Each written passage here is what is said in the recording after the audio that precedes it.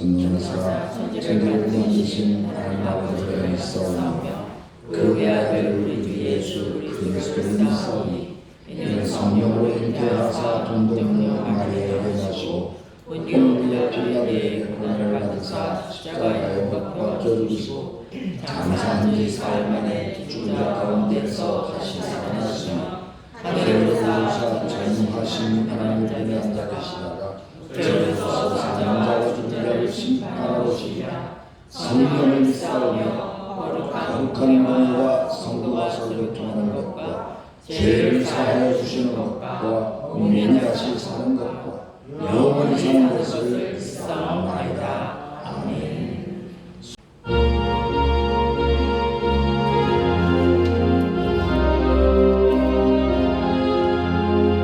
예수를 모셔서 임마누엘 우리 주 이곳에 오셔서 이곳을 주소서. 끝나신 주께서 그 세계를 행하사 간구하는 우리의 기도를 들어주소서. 예수를 모셔서 임마누엘 우리 주 보좌를 떠나서 사랑을 이뤘네. 높은 자만 주고 비천한 자 높였네. 만들에 오셔서 사실을 보여주소서. 예수를 모셔서 임마누엘 우리 주 죄악된 세상에 속죄주로 오셨네. 주님 자 먹이고 병든 자를 고쳤네. 전화된 물보사 유체를 하게 하소서. 아멘. 1월 성시에는 징조가 있겠고 땅에서는 민족들이 바다와 파도의 성난 소리로 인하여 혼란한 중에 곤고하리라. 사람들이 세상에 임할 일을 생각하고 무서워함으로 기절하리니 이는 하늘의 권능들이 흔들리겠습니다. 그때에 사람들이 인자가 구름을 타고 능력과 큰 영광으로 오는 것을 보리라. 이런 일이 되기를 시작하거든 일어나 머리를 들라 너희 속량이 가까웠느니라 하시더라. 이에 비유로 이르시되 무화과나무와 묻은 나무를 보라.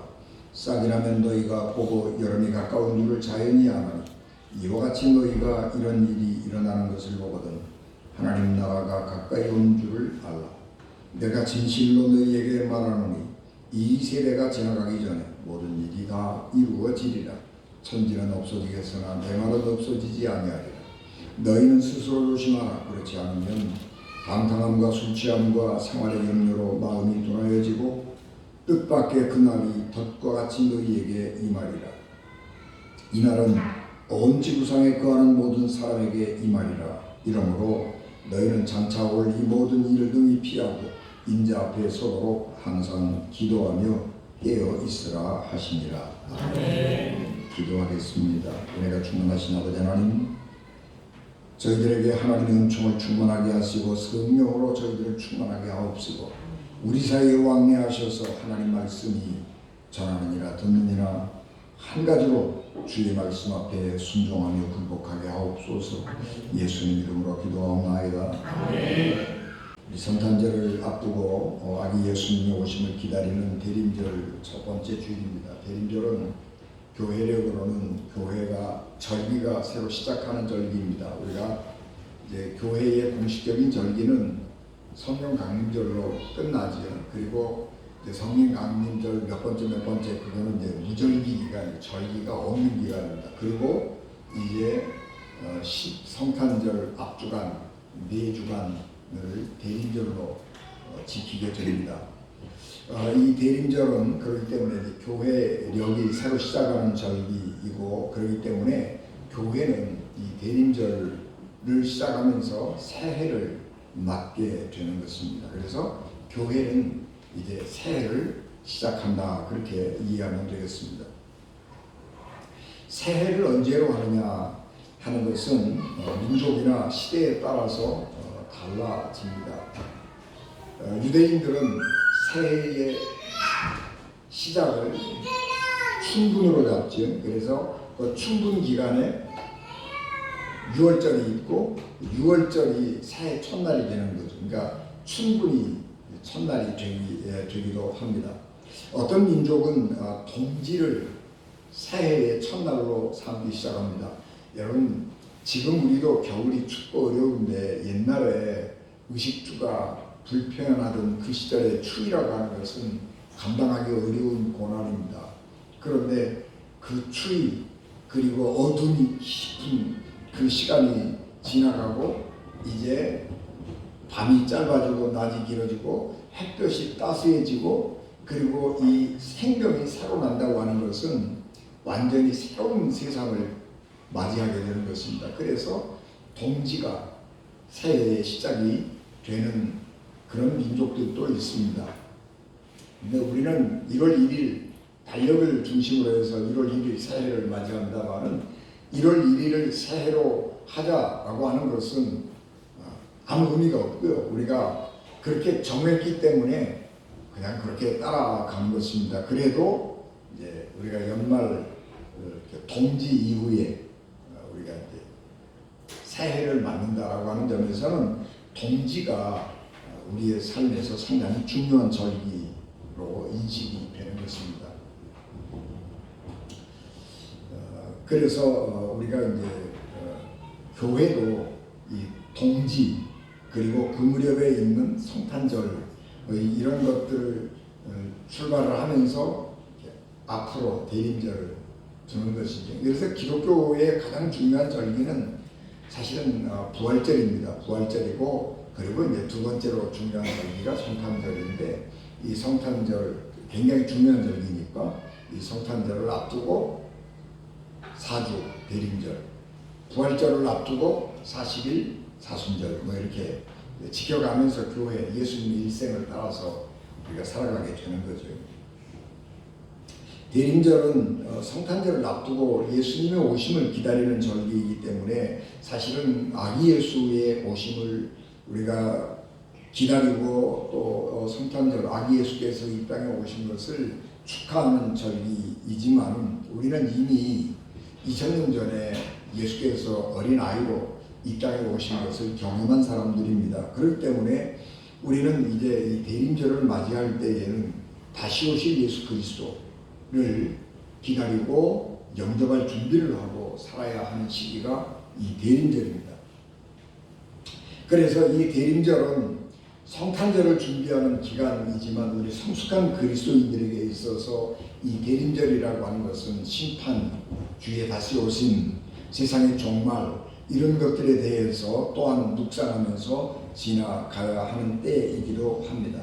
그래서 이 교회는 심판주로서 이 세상에 오신 예수 그리스도를 기다리면서 경건하게 살고 또 하나님의 심판과 자기의 삶을 성찰하는 절기로 이 대림절을 지내야 하는 것이 옳습니다.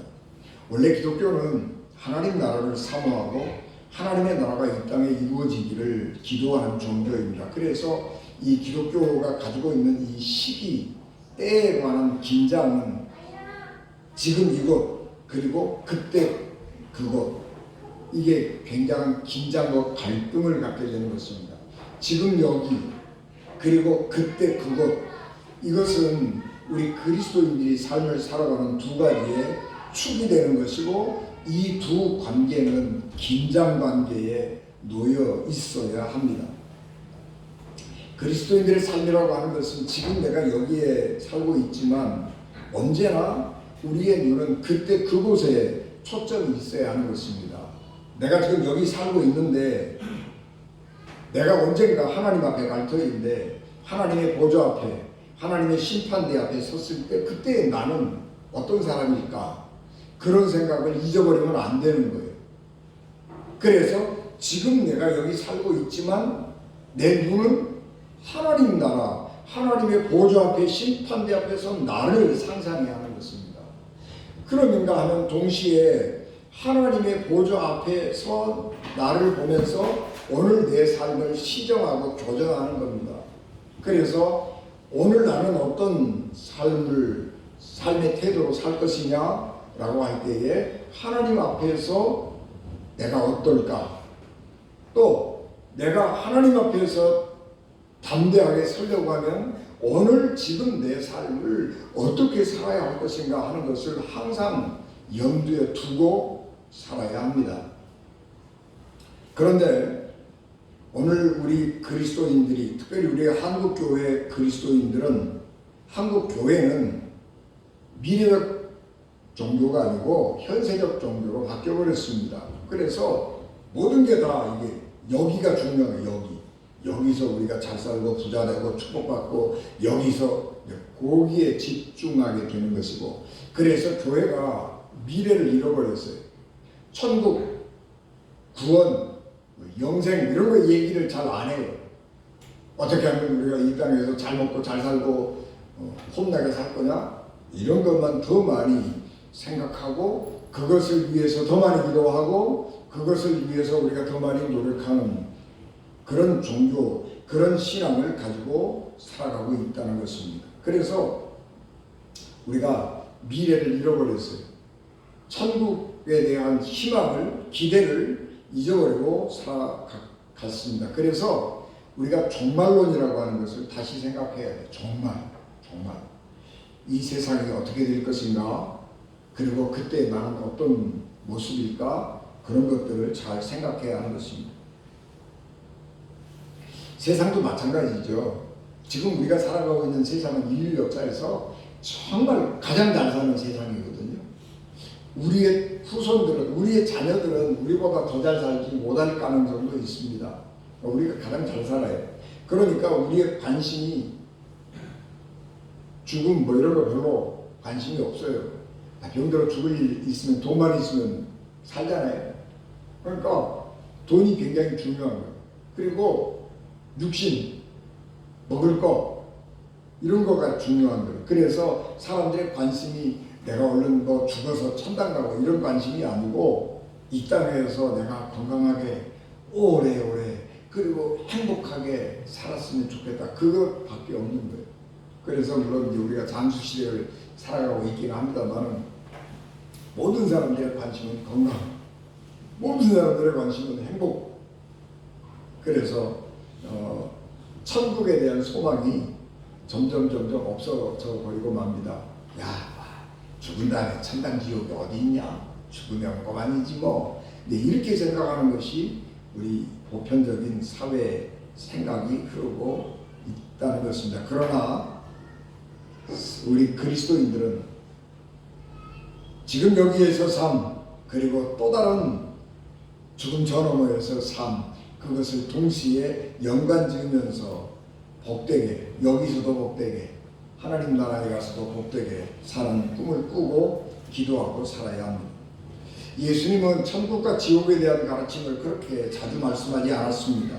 그것은 천국과 지옥에 대한 가르침이 중요하지 않기 때문이 아니라 천국과 지옥은 현재의 삶과 밀접하게 연관이 되어 있기 때문에 그렇습니다. 이 땅에서는 개똥같이 살아도 천국 가서 죽은 다음에 잘 살면 된다, 그런 생각을 할 수도 있는데 그런 생각을 하는 것은 잘못입니다. 왜냐 그러면 이 땅에 지금 여기 그리고 그때 그곳의 삶은 전혀 절연되어 있는 게 아니고 단절되어 있는 게 아니고 연결이 되어 있기 때문에 그렇습니다.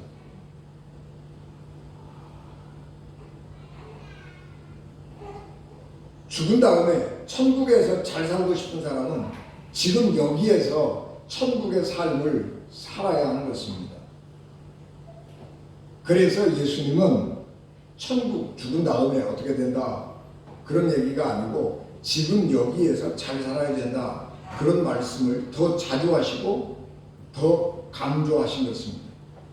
그러나 성경은 우리에게 히브리서 9장 27절 한번 죽는 것은 사람에게 정하신 것이요 그 후에는 심판이 있으리니, 그래서 사람은 죽음이 끝이 아니고 죽음 후에 또 다른 어떤 세계가 있다라고 하는 것을 말씀하고 있고, 성경은 우리에게 천국이라고 하는 것은 여기에서 천국의 삶을 훈련된 사람들이 천국에 가서 살게 된다고 하는 것을 말씀하고 있습니다.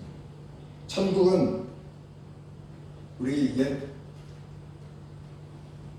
전통적인 생각은 천국에 가면 망각의 강을 건너간다고 그러죠. 술 한잔 탁 마시고 강을 건너가면 이 세상에서 있었던 모든 일 다 잊어버리고 저승으로 간다, 그렇게 생각을 하지만 사실은 그런 게 아니고요. 우리가 지금 여기에서 가진 생각, 습관 이런 것을 가지고 천국으로 가는 거예요. 천국은 아무 의식이 없이 가는 것이 아니고 지금 내가 가지고 있는 생각을 가지고 가는 거예요. 그렇기 때문에 천국에 가면 지금 우리가 살았던 생각이나 습관을 그대로 유지하는 거예요. 그래서 우리가 하나님을 예배하고 찬양하고 이런 믿음 생활하고 이런 게 굉장히 중요한 이유는 우리가 여기에서 하나님을 섬기고 예배하는 훈련이 되어 있지 않으면 천국에 가서 하나님을 예배하고 섬길 수 없다는 사실입니다.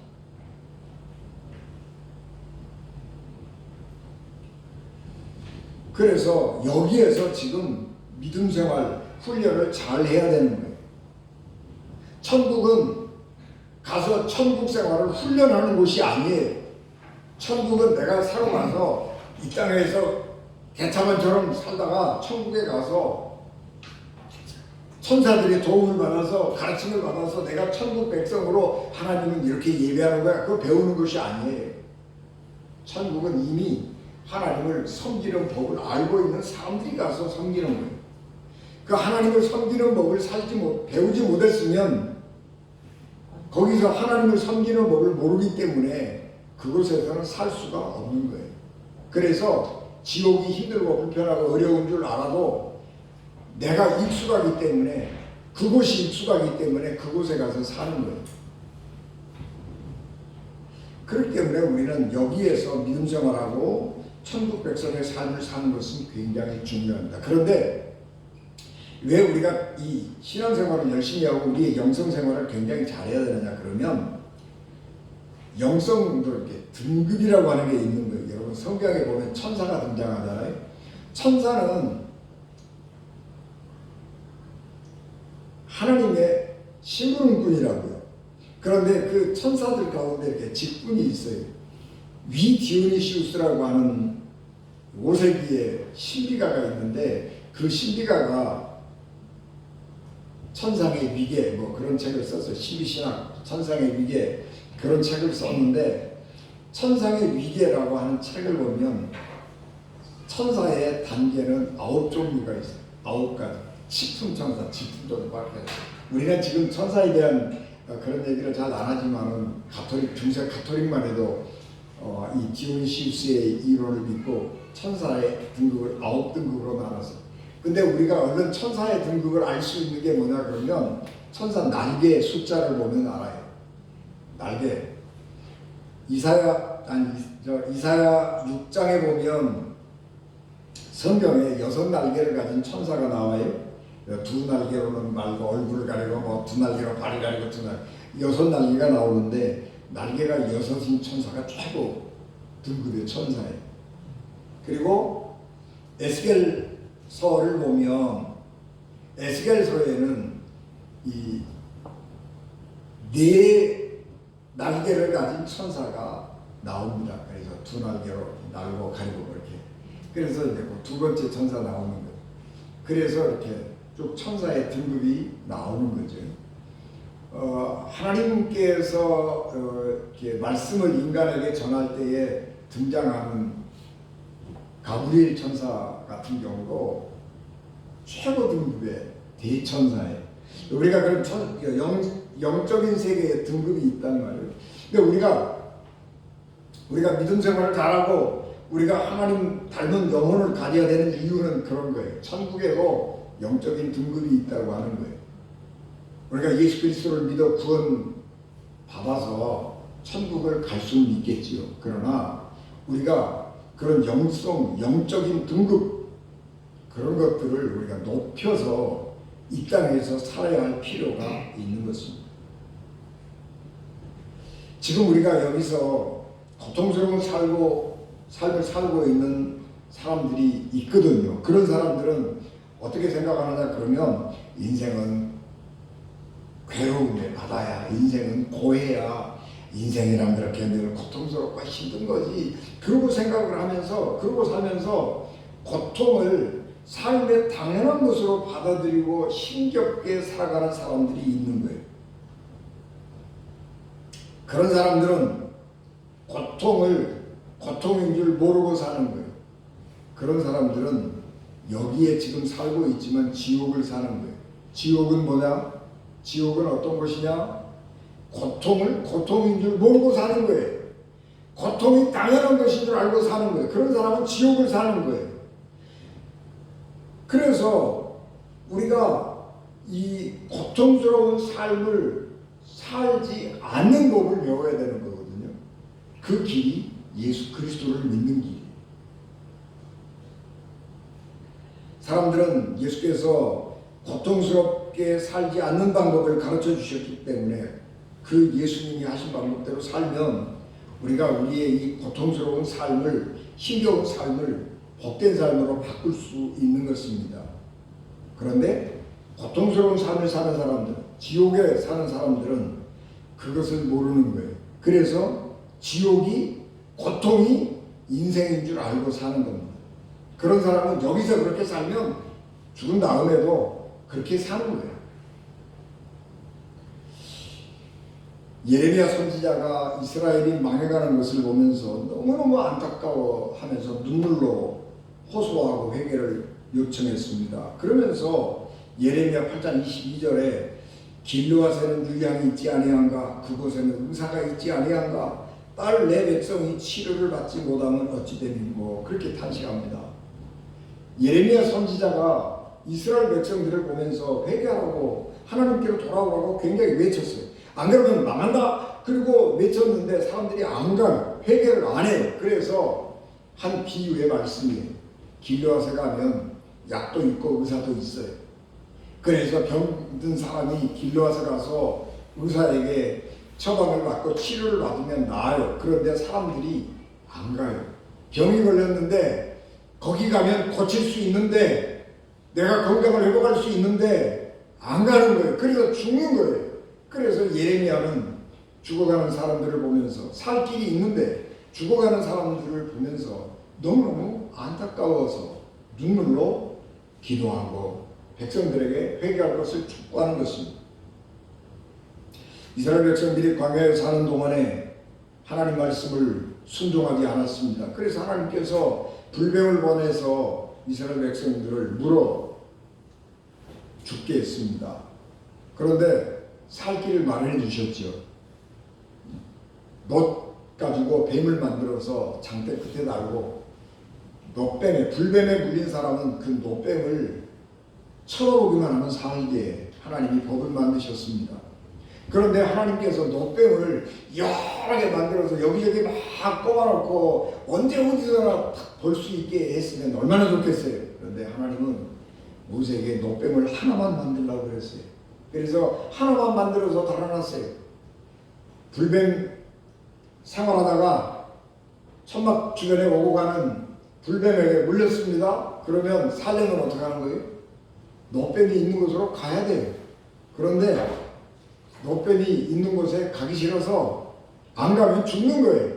놋뱀을 쳐다보면 산다고 하는 그 모세의 말씀을 순종하지 아니하고, 에이, 그런 게 어디 있어? 뱀에 물려 죽었는데 놋뱀 쳐다본다고 사냐? 그러고 믿지 않은 사람이 안 쳐다보면 죽는 거예요.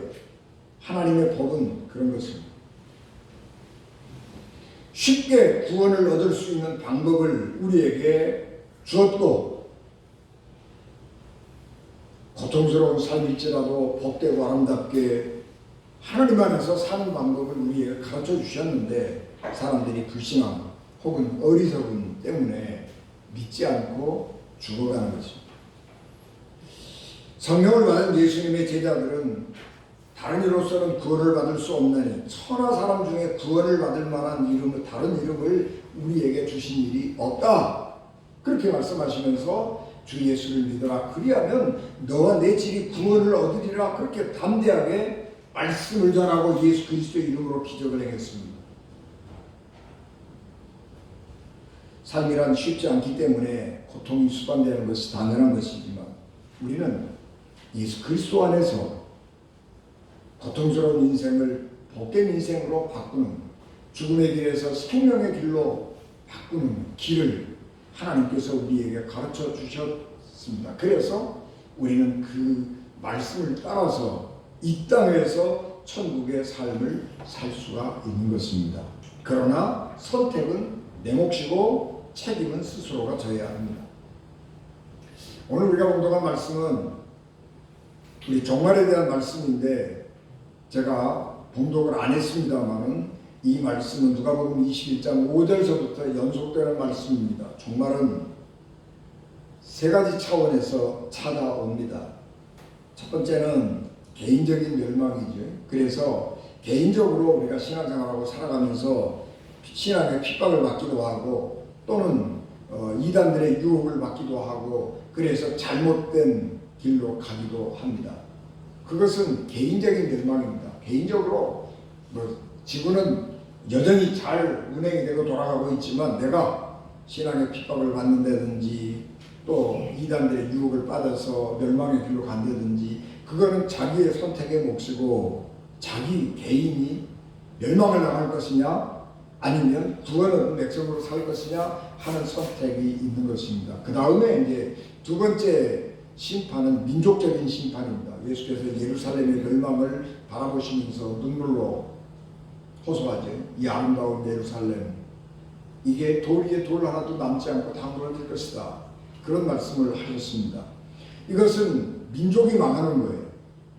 그래서 민족이 망하면 민족 속인 나, 국가 속에 있는 나 개인도 함께 고통스럽게 망할 수밖에 없는 겁니다. 그래서 나라가 망하지 않도록 우리 백성들은 나라를 위해서 기도해야 하는 것이고 나라가 올바로 가기 위해서 기도하는 것입니다.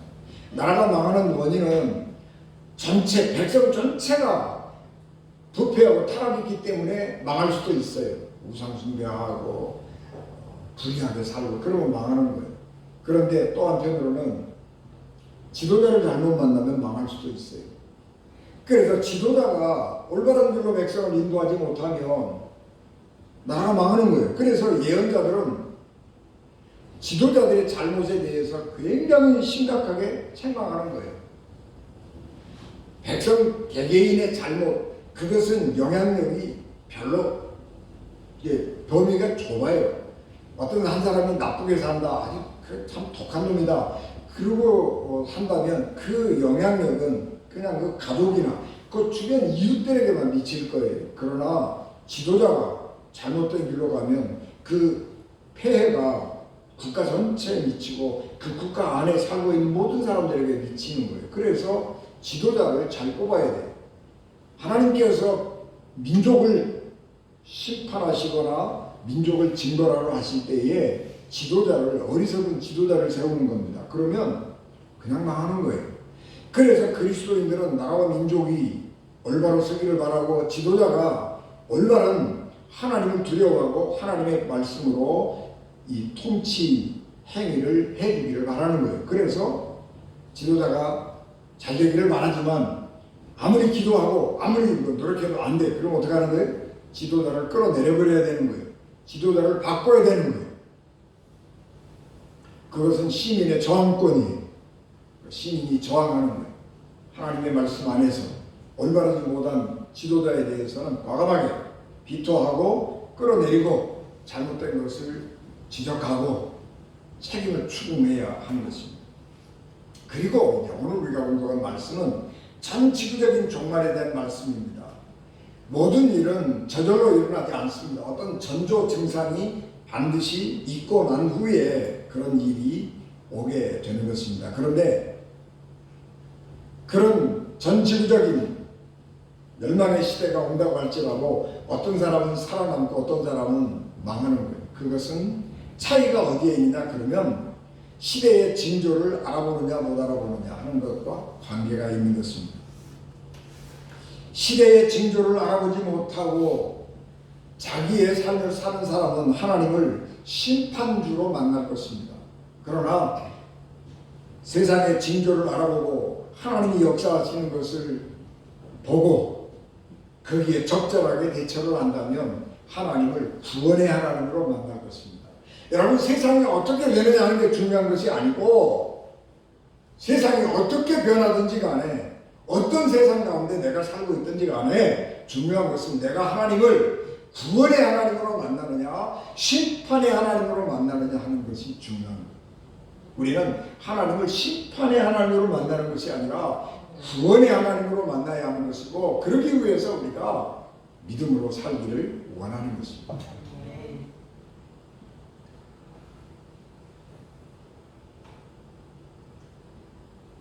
예수께서 심판, 종말론 이런 얘기를 하면 사람들은 엉뚱한 생각을 많이 합니다. 그래서 종말론에서 이단들이 많이 나와요.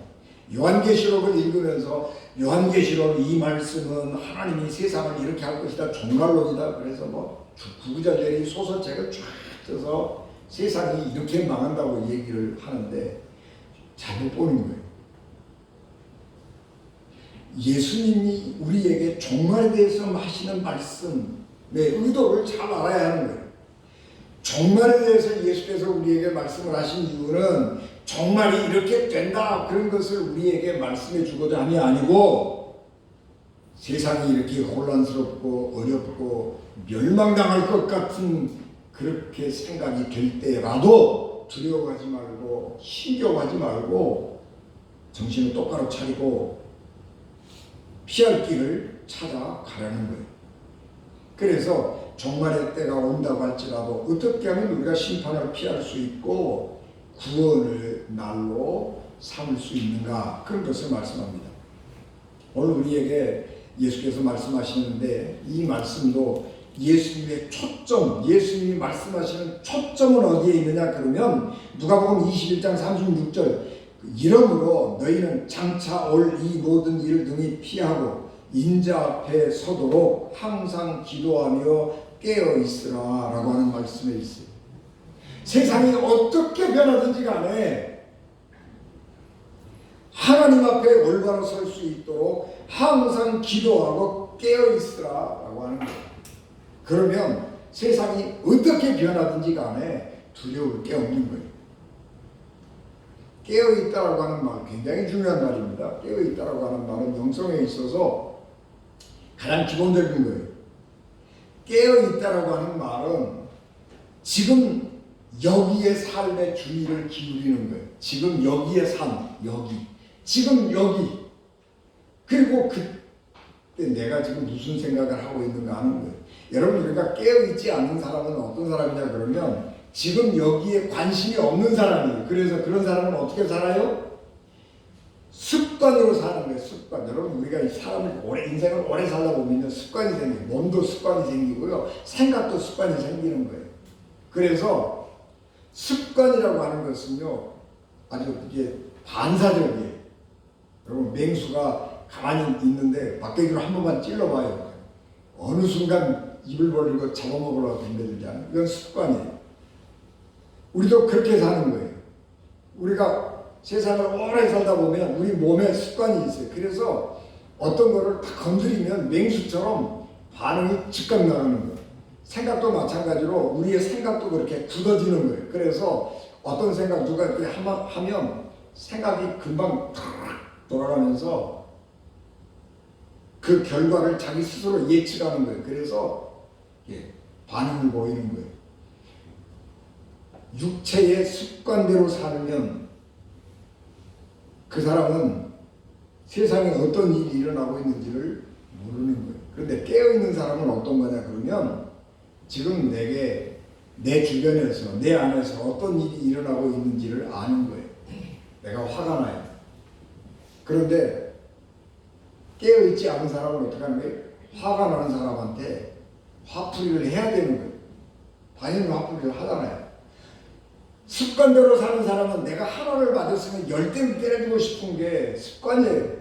그래서 내가 한 대를 맞았으면 내 분이 풀리도록 복수를 해야 되는 게 그게 깨어있지 않은 사람이, 육체의 습관대로 사는 사람이. 그러나 깨어있는 사람은 생각을 하는 거예요.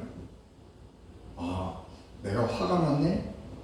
뭐 때문에 화가 났지? 저 사람이 나한테 잘못해서 화가 났을까? 내가 원래 기분이 나쁜데 저 사람이 나한테 한마디 했을까? 생각하는 거예요.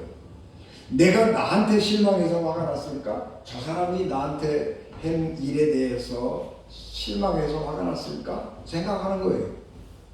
우리 아들이 공부를 못해갖고 점수를 형편없이 받아왔어요.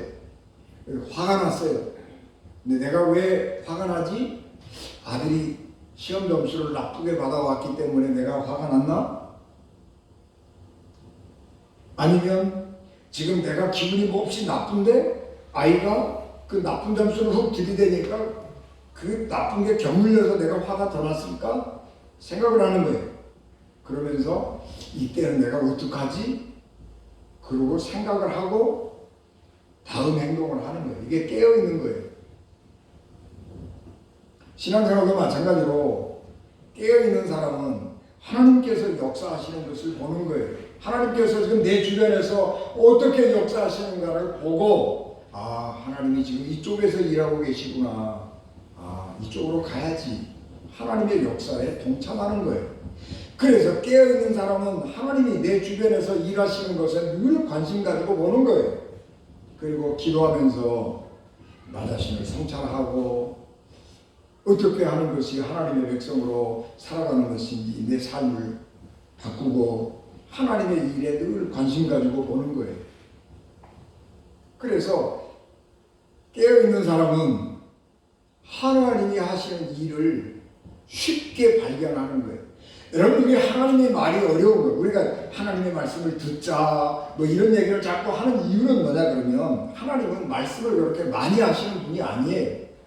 하늘의 음성이라고 하는 것은요 굉장히 단음절이에요. 그리고 문장이 굉장히 짧아요. 하나님의 음성은 기껏해봐야 단어 하나, 문장 하나예요. 하나님은 말씀을 길게 안 하세요.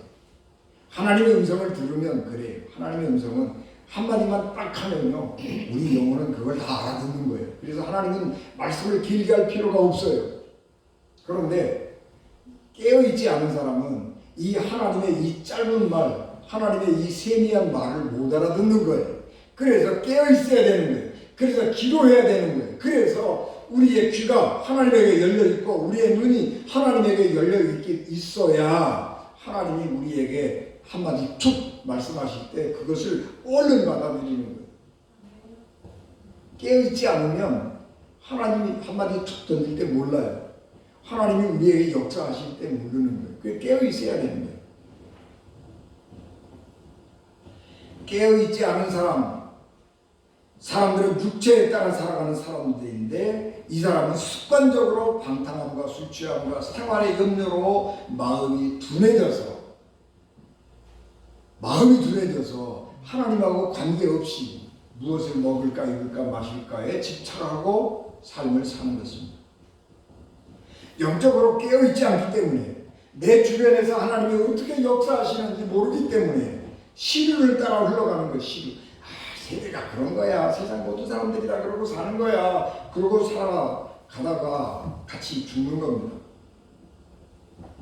그래서 믿음이 없는 사람은 죽은 사람이 영적으로 죽은 사람일 뿐만 아니라 그 사람의 삶은 필연적으로 망할 수밖에 없는 것입니다. 그러나 주께서 말씀하신 같이 항상 기도하고 깨어있는 사람은 하나님이 하시는 일을 알아차리고 하나님이 일하고 있는 곳에 함께 가서 일을 하기 때문에 하나님과 동행하는 삶을 살고 하나님과 함께 역사하는 사람이 되는 것입니다. 그래서 하나님은 우리에게 늘 깨어있으라. 그래, 요한계시록도 여러분 잘 읽어보시라고요. 깨어있으라 그 말을, 믿음에 굳게 서 있으라 그 말을 군데군데 하고 있어요. 성경이 말씀하고 싶은 것은 그런 거예요. 우리 그리스도인들은 깨어있어야 하는 것이고 믿음에 굳게 서 있어야 하는 것이고 주님과 동행하는 삶을 살아야 하는 것입니다. 환경이 어떻게 변하느냐 그건 중요하지 않아요. 환경이 중요한 게 아니라 믿음으로 내가 하나님과 동행하고 있느냐 하는 것을 초점으로 두는 것이고, 그런 삶을 살 때에 우리가 천국 백성의 삶을 사는 것입니다. 우리가 지금 위기를 만나고 있습니다. 세계적으로 어려움을 많이 겪고 있죠. 그리고 대한민국은 특별히 어리석은 정치 지도자들 때문에 더욱더 큰 위기를 만나고 있습니다. 지금 우리는 영적인 파산을 당했습니다. 그래서 우리는 하나님의 말씀의 권위가 상실되어 버렸고 육체가 영혼을 대신하는 시대를 살아가고 있는 것입니다. 우리는 지금 주님이 오시는 이 대림절을 맞이하고 살아가는 것인데, 이 대림절 기간 동안 우리는 예수님의 말씀처럼 34절 스스로 조심하여 방탕함과 술 취함과 생활의 염려로 마음이 둔하여져서 심판의 날이 뜻밖의 덫과 같이 임하는 멸망의 삶을 살아서는 안 되는 것입니다. 36절 장차 올 이 모든 일을 능히 피하고 인자 앞에 서도록 항상 기도하고 깨어있는 믿음의 삶을 살아야 하고, 그리고 특별히 이 주님 앞에 설 이날을 기억하고 관심 두고 그리스도인으로 살아야, 믿음의 삶을 살아야 합니다. 그러면 합력하여 선을 이루시는 우리 하나님께서 우리를 정금 같은 믿음의 사람으로 변화시켜 주실 것입니다. 아기 예수님의 오심을 기다리는 이 계절에 하나님을 구원의 하나님으로 만나셔서 이 절기가 영과 육을 살리는 구원의 축복의 절기가 되시길 주 예수 그리스도 이름으로 축복합니다. 기도하겠습니다. 그러니까 충만하신 아버지 하나님, 넘치는 은혜와 사랑으로 저희들을 충만하게 하시고 깨어 기도하며 경성하며 주님 일하시는 곳에 우리의 눈길 두고 살아가는 저희들 되게 하옵소서. 예수님 이름으로 기도하옵나이다.